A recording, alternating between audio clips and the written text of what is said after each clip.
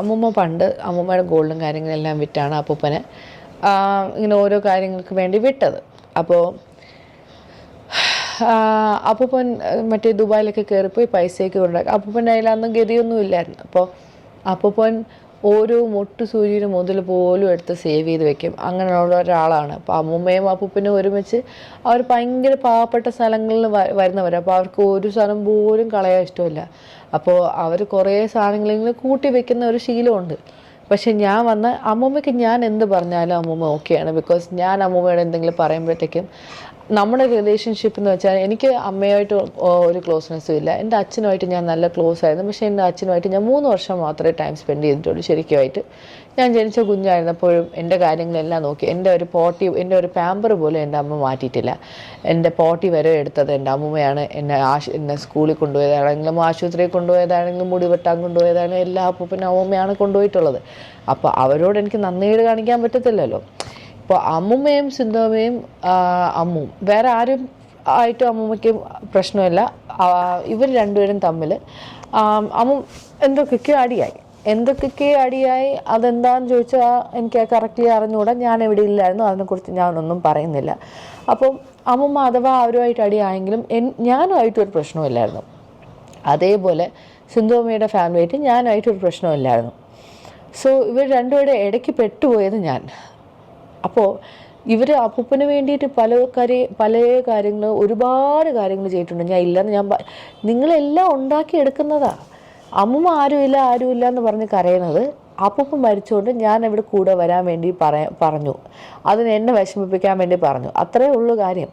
ഇത്രയും ഞാൻ ഉദ്ദേശിച്ചുള്ളൂ. ഇത് നിങ്ങൾ കറക്കി തിരിച്ച് സിന്ധു കൃഷ്ണ അവിടെ അമ്മേനെ നോക്കുന്നില്ല, അവിടെ തന്വിയുടെ അമ്മ അവരെ നോക്കുന്നില്ല, ഇവർ നോക്കുന്നില്ല. പക്ഷേ ഇപ്പോൾ ശരിക്കും അവർ നോക്കുന്നില്ല.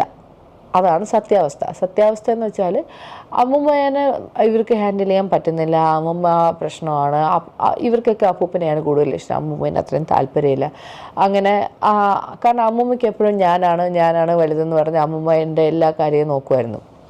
സോ ബേസിക്കലി അതൊന്നും അവർക്ക് ഇഷ്ടമല്ല. ബിക്കോസ് എന്നെ കൊച്ചുമോളെ മാത്രമേ നോക്കുന്നുള്ളൂ എന്നുള്ളൊരു പരാതിയായിരുന്നു. കാരണം അമ്മൂമ്മ നോക്കുമ്പോൾ എൻ്റെ അച്ഛനില്ല, എനിക്ക് അച്ഛനില്ല. അമ്മയാണെങ്കിൽ എൻ്റെ അമ്മയുടെ കാര്യം നോക്കിപ്പോയി.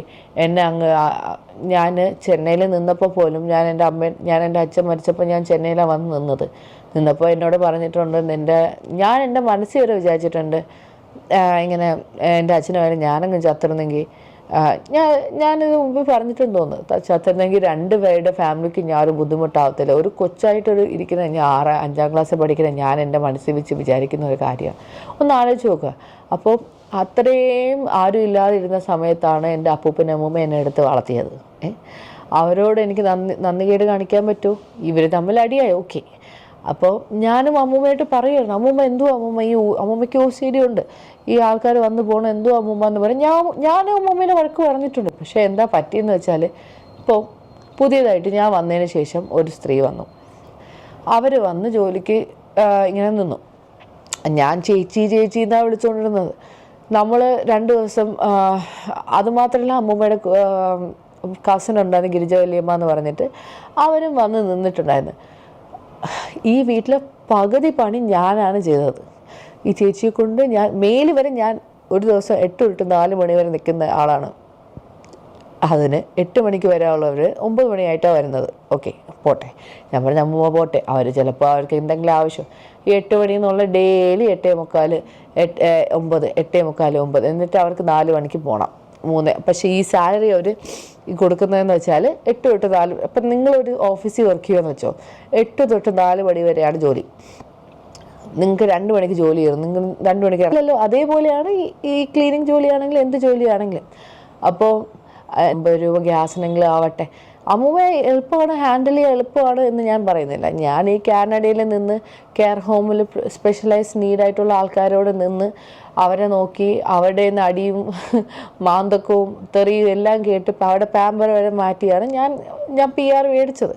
അതുകൊണ്ട് എനിക്ക് ആ PR കളഞ്ഞു വരാൻ സത്യം പറഞ്ഞാൽ താല്പര്യമില്ലായിരുന്നു. പിന്നെ ഞാൻ വിചാരിച്ചു, ഓക്കെ, എനിക്ക് അവിടുത്തെ ലൈഫ് അത്ര സെറ്റ് ആവുന്നില്ല എന്നൊക്കെയാണ് ഞാൻ വിചാരിച്ചത്. പക്ഷേ ഞാൻ ഒരുമിച്ചതിന് ശേഷം എനിക്ക് ഒറ്റ ഇൻകമിൽ എനിക്കങ്ങനെ എല്ലാം മാനേജ് ചെയ്യാൻ പറ്റുന്നില്ലായിരുന്നു. പക്ഷെ ഞാൻ യോജി ഒരുമിച്ചതിന് ശേഷം യോജിയുടെ പി ആറും കാര്യങ്ങളും എല്ലാം ഓക്കെ ആയതിനു ശേഷം നമുക്ക് രണ്ടുപേർക്കും ഇൻകം ഉണ്ടെങ്കിൽ അവിടെ ഒരു കുഴപ്പമില്ല, നിങ്ങൾക്ക് സുഖമായിട്ട് ജീവിക്കാം. അതായിരുന്നു നമ്മുടെ പ്ലാൻ.